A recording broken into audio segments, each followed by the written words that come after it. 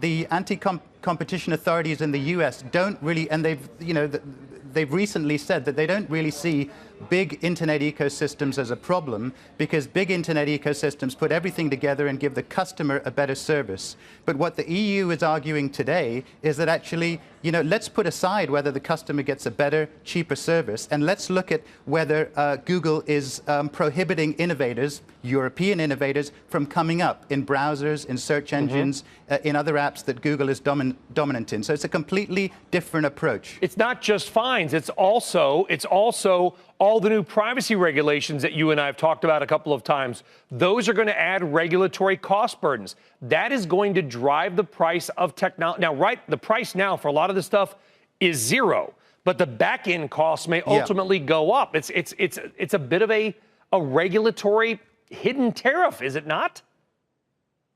Yeah, and I think data regulation is the one regulation that could really, 1 year ago, everybody said GDPR was a historic regulation in the sense that it was, it was yesterday's story. But today, everybody's saying that the EU is leading on GDPR because data is important.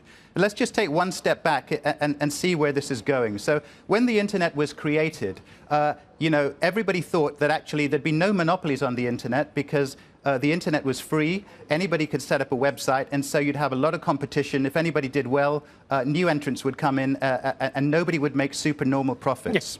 But actually one thing was not foreseen, and that is that people made money on the internet essentially from advertising. Leave aside Netflix's subscription model, which is successful.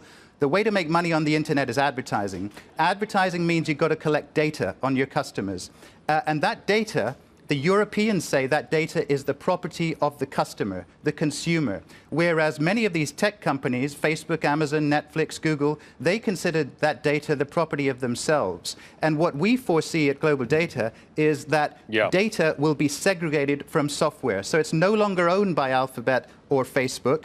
It's owned by the consumer, and that consumer can switch it from one internet ecosystem to another. And if that happens, these big tech companies are going to be in trouble.